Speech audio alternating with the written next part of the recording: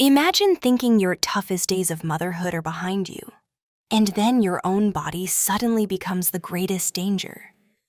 This is the story of a woman who believed she knew pregnancy well, until her third child changed everything.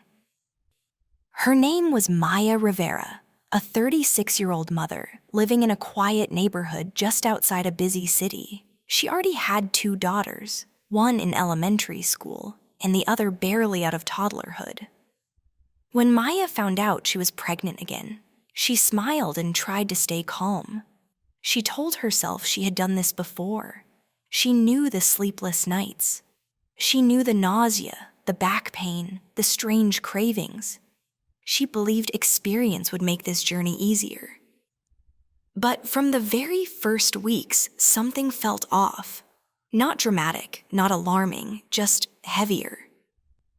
Her body felt slower. Her breaths felt shorter. Even small tasks, like walking her youngest to daycare or carrying groceries up the stairs, left her tired in a way she couldn't explain. Some days she would sit on the edge of her bed and stare at the walls, trying to remember if she had always felt this drained during pregnancy. Maya kept pushing forward. She had 2 kids who needed breakfast, packed lunches, bedtime stories. She had a partner who worked long hours. She had a life that didn't pause just because she was tired. At night, when the house was finally quiet, she would lie in bed with one hand on her growing belly and whisper, "We're okay. We're strong." But deep inside, a small voice kept saying, "Something is different this time." Her third pregnancy moved slower than the first 2. Time felt thick, like every week took longer to pass. As her belly grew, so did the weight on her shoulders. She wasn't just carrying a baby. She was carrying the emotional load of being a mother to 2 kids who still needed her full attention. Some mornings, her hands trembled as she poured cereal into bowls. Some afternoons, her feet swelled so much that her shoes felt too tight. She brushed it off. "It's normal," she told herself. "Every pregnancy is different." Then came the day of labor. 16 hours of pain. 16 hours of deep breathing, sweat, fear, and hope tangled together. The hospital room felt like a small universe. Machines beeped softly. Nurses moved in and out like shadows. Maya gripped the bed rails, her knuckles turning pale, her breath breaking into uneven rhythms. There were moments she thought she couldn't go on. There were moments she cried quietly so her kids wouldn't hear her in her mind. When her baby boy finally arrived, healthy and crying, relief washed over her like a wave. She closed her eyes and whispered, "We made it." The first days at home were supposed to be about healing and bonding, but instead, her body began to send warning signs. A visiting nurse from a local maternal health program came to check on her. The nurse smiled warmly, asked how she was feeling, then wrapped the blood pressure cuff around Maya's arm. The machine beeped. The nurse frowned. She checked again. The numbers were higher. And higher. The room grew quiet. The nurse's smile faded. Without hesitating, she reached for her phone. Maya watched her with confusion. "Is something wrong?" she asked, her voice barely steady. The nurse looked at her and said gently, "I need you to see your doctor as soon as possible."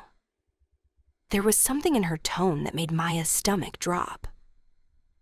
That night, Maya tried to sleep, but her ankles felt like balloons, her head throbbed, her chest felt tight, as if fear itself was sitting there. In the shower, the water ran down her back as she closed her eyes. Suddenly, a sharp, strange pressure moved through her body. Her knees weakened. She reached for the wall to steady herself. Then it happened. A large clot passed. Her breath caught in her throat. Her heart began to race. She cried out, her voice echoing in the small bathroom. Memories she had tried to bury came rushing back. Old losses, old hospital rooms, old prayers whispered in the dark. In that moment, she was certain something terrible was happening. Her hands shook as she wrapped herself in a towel and sat on the floor. Tears streamed down her face. "I can't leave my girls," she whispered to the empty room. "I can't leave my baby." If this story is already pulling at your heart, take a second to support the channel by liking the video and subscribing. It really helps these stories reach more people who might need them. Now, let's go back to Maya.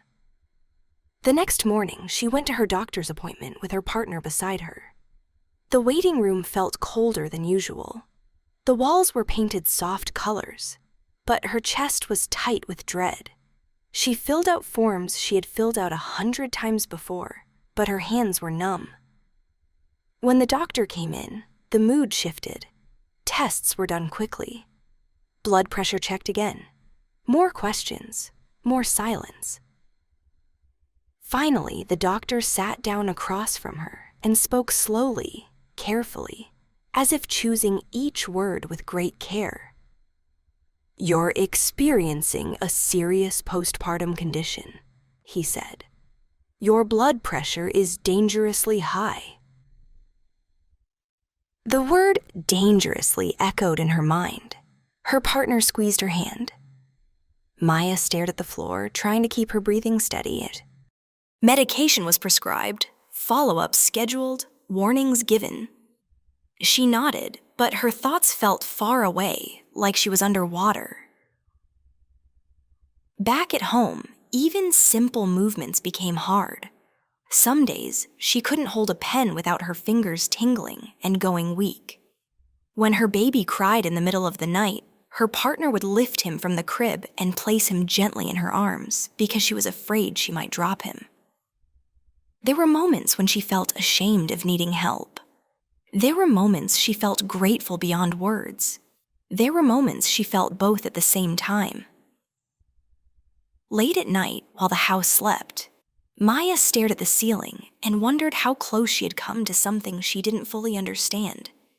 She thought about all the women who didn't have nurses who noticed, doctors who listened, partners who stayed awake with them. She began to share her experience online, not for attention, not for sympathy, but for connection. She wanted to know if anyone else had felt this scared after giving birth. She wanted to know if it truly got better. Messages started to arrive. Women from different places, different ages, different stories, but the same fear, the same relief at being heard. And slowly, as days passed, Maya felt her strength begin to return. Not all at once, not magically, but step by step. Her journey wasn't over. Healing wasn't a straight line. But she was still here, and that meant everything. Sometimes the bravest thing you can do is listen to your body when it whispers, before it has to scream. The days after the diagnosis felt like walking on a thin wire. Maya wasn't fully okay, but she wasn't sick enough to stay in a hospital bed either. She was stuck in between. And that in-between place is where fear grows quietly. It doesn't scream. It whispers. The medication made her dizzy. Sometimes the room felt like it was gently spinning. Sometimes her heart felt too loud inside her chest. At night, she would wake up suddenly, gasping for air, convinced something terrible was about to happen. Then she would press her palm against her chest and breathe slowly. "I'm still here," she would whisper to herself. But the real fear wasn't just about her body. The real fear lived in her thoughts about her children. Her oldest daughter would stand by the bed with sleepy eyes and messy hair. "Mom, are you going to be okay?" she asked one night. Maya forced a smile, even though her throat was tight. "Of course I am. I'm just tired, that's all. But deep down, she didn't feel certain. The baby cried often at night. A sharp, desperate cry that filled the house with tension. Every time she heard it, Maya's body went stiff. She wanted to jump up, to scoop him into her arms, to be the mother she had always been. But her hands still felt weak sometimes. There was a strange tingling in her fingers, like pins and needles. Her partner, Daniel, started waking up before she could even move. He would lift the baby from the crib, change him in the dim light, then bring him to Maya. She would hold her breath each time she took her son, afraid her hands might fail her. Daniel watched her closely, ready to catch the baby if her grip slipped. Some nights, when the baby finally fell asleep, Maya turned her face to the wall and cried silently. Not loud sobs, quiet tears that soaked into the pillow. She felt guilty for needing so much help.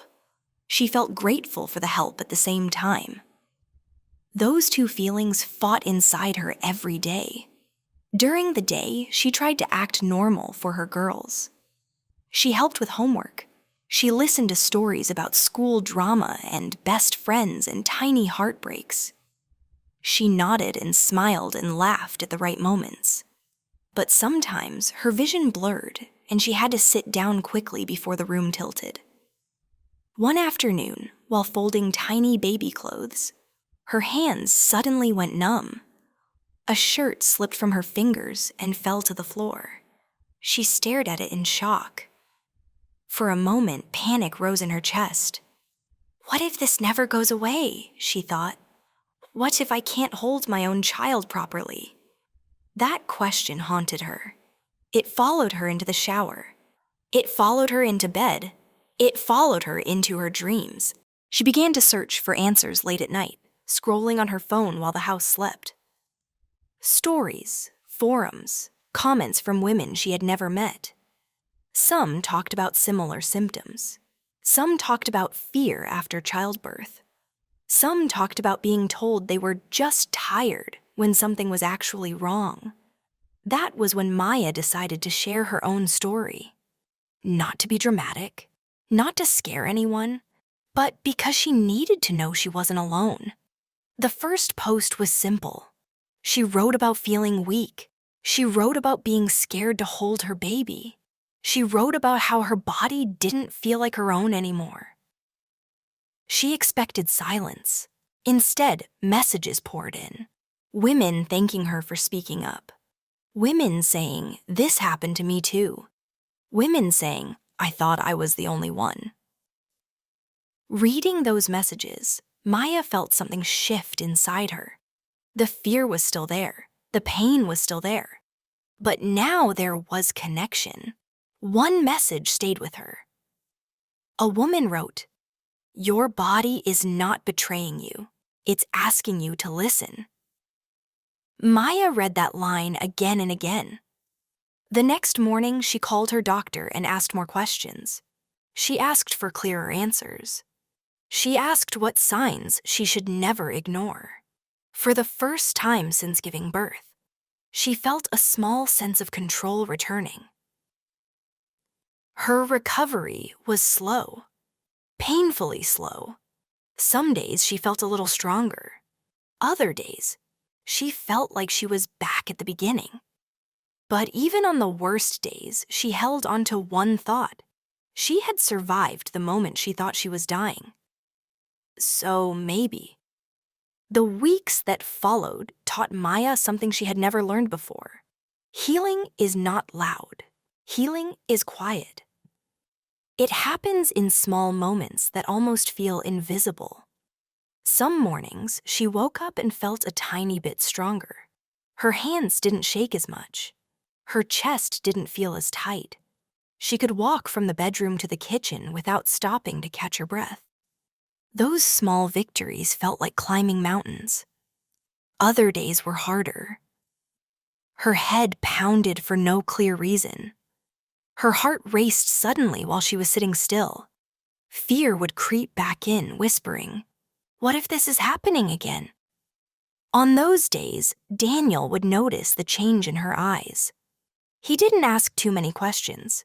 He would simply take her hand and say, "Sit, I've got this."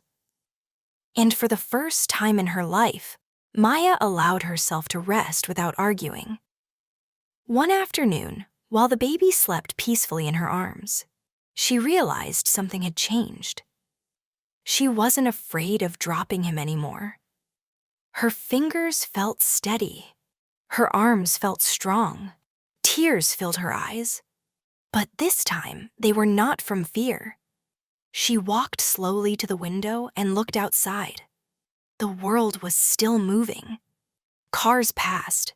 Children laughed somewhere down the street. Life hadn't paused for her pain. But somehow, it had made room for her healing. Maya continued sharing her journey online. Not every detail, not every bad day, but the truth of it. The messy truth, the slow truth. Some women told her they went to check their blood pressure because of her story. Some said they finally booked their postpartum appointment after months of delaying it. Some admitted they had been ignoring their bodies out of fear. Those messages stayed with her. One evening, her oldest daughter climbed into bed beside her. She rested her head on Maya's shoulder and said quietly, "You look happier now, Mom." Maya smiled and kissed her hair. "I feel more alive," she answered. That night, after the house went quiet, Maya sat alone in the living room. The baby monitor glowed softly on the table. The room was dim, peaceful. She thought about how close she had come to not being here, how easily her fear could have turned into silence. She realized something important. Strength wasn't pretending everything was fine. Strength was asking for help when things weren't. She thought about all the women who felt pressure to be strong in silence, all the mothers who believed they had to suffer quietly, all the people who ignored the signs their bodies were giving them. Maya picked up her phone and typed one last message to her followers. If your body feels wrong, listen to it. If your heart feels scared, don't face it alone. You deserve care. You deserve to be heard. Then she put the phone down and stood up slowly. She walked into our baby's room and watched him sleep. His tiny chest rose and fell. In that moment, she felt something settle inside her. Not relief, not certainty, but peace. Sometimes life doesn't warn you before it changes. Sometimes it breaks you just enough to show you what truly matters. And the quiet truth at the end of her journey was this: listening to your body can save your life. Thank you for watching. If you enjoyed this story, please give it a thumbs up and share it with your friends.